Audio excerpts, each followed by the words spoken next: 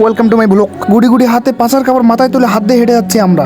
গন্তব্য একটাই, মাটি থেকে ব্রিজের উপর ঝাঁপ মারতে যাই। সামনে কিছু দুপাওয়ালা বান্দরকে রেখে বান্দরামি করতে করতে সামনে এগিয়ে যাচ্ছি আমরা। সামনে দেখা যাচ্ছে ভয়ঙ্কর একটা বিশাল বড় আকারের ছোট্ট একটা পুকুর। এই পুকুরে বিশাল বড় মাছ আকারে দেখতে ছোট্ট ছোট নাকি কুমির আবাদ হয়। আমরা যে রাস্তাতে যাচ্ছি এই রাস্তা দেখে আপনাকে ডগর মনে হতে পারে, কিন্তু একটা ডগর না। তলের বিষয়টা অন্য রকমের। তলে কিন্তু রড সিমেন্ট আর বালু দেওয়া। এটা কিন্তু খুবই মজবুত, এটা কোনোভাবেই ভাঙে না। সাইডে দেখতে পাচ্ছেন পাকার মতো দেখতে কিছু কাঁচা ধান। আমাদের এলাকায় প্রাকৃতিক অসৌন্দর্যের মতো দেখতে সৌন্দর্য ভরা।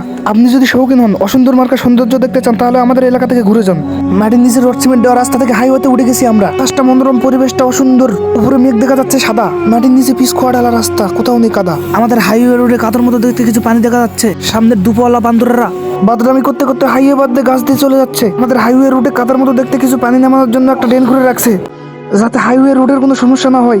আমাদের এই হাইওয়ে রোডের একটা বৈশিষ্ট্য, মাটির নিচে পিচ ঢালা খোয়া দিয়ে এই রাস্তা, যেটা উপর দিয়ে দেখার চেষ্টা করলেও দেখা যায় না। সামনে গিয়ে দেখা মিলল গরু ঘাসের মতো বস্তা, কিন্তু এখানে মনে হয় একটা মানুষ মেরে গেছে। যদিও রাস্তাটা ভয়ঙ্কর মতো দেখতে, কিন্তু ভয়ঙ্কর না। এই রাস্তায় আসলে আপনি বাদরামি করার জন্য বান্দরদের ছাড়া অন্য কিছু দেখতে পাবেন না। বান্দরদের বাদরামি করার জন্য কিছু ডিভাইস আছে, যেগুলো হাতে নিয়ে বাদরামি করতেছে। সামনে এসে দেখা মিলল ভয়ঙ্কর কিছু বিষাক্তকর খাবার। এগুলো বান্দররা পাকার অপেক্ষায় থাকে। রাস্তা সাইডে বান্দরদের জন্য এই গাছের জন্ম। খেজুরগুলো এখনো পাকার মতো দেখতে কাঁচা। সামনে এসে দেখা মিলল বিশাল বড় আকারের যমুনা সেতুর মতো দেখতে বিশাল বড় আকারের ছোট্ট একটা ব্রিজ। একটা বান্দর পানিতে নামে বাদরামি করতেছে। আবহাওয়াটা চলতেছিল সুন্দর মার্কা সুন্দর, পরিবেশটা ছিল মনোরম। কিছুক্ষণের জন্য বান্দররা বাদরামি করা বাদ দিয়ে ব্রিজের উপর বসেছিল। সামনে ঘূর্ণিঝড়ের মতো বাতাস দেখা গেল, বাতাস হচ্ছিল না। বান্দরদের মতো বাদরামি করার জন্য ছিল কিছু জামা কাপড়, যেগুলো পরে তারা বাদরামি করতে যাচ্ছে। সামনে গিয়ে দেখা মিলল ভয়ঙ্কর এক অদ্ভুত পানি। পাতিল থেকে মাছ ধরে জালে ফেলছে। পাতিলে কিছু মাছ আকারে কুমির দেখা যাচ্ছিল, যা দেখে বান্দররা বাদরামি করতেছে আর দেখতেছে। এদেরকে দেখে শান্তশিষ্ট মনে হলেও এরা কিন্তু শয়তানের উপর লেভেলের প্লেয়ার। বান্দরদের সঙ্গে বাদরামি করার জন্য আরো কিছু প্রাণী আসতেছে। এগুলো দেখতে ভয়ঙ্কর প্রাণী, সবসময় স্কুলের আশেপাশে বাদরামি করে। একটা বান্দর বাল ছিটতে ছিটতে আসতেছে।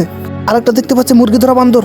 সামনে গিয়ে দেখা বলল মাদ্রার মতো দেখতে মাদ্দি একটা বান্দর, মুখের সামনে বারবার জুতো দিচ্ছিল। আমরা আমাদের গন্তব্য মতো আটলান্টিক মহাসাগরের ছোট্ট একটা ব্রিজে চলে এসেছি। এখানে বান্দরের বাদরামি করার জন্য একটা বাজার লেগেছে।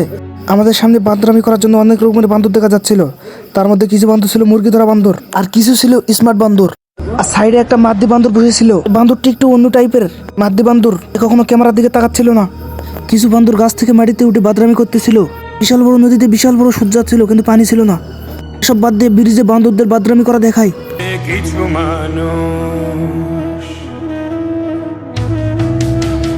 মানুষ মরে যায় 25-এ, তারপর মরে গিয়েও বহুকাল বাঁচে সে। কিছু মানুষ মরে যায়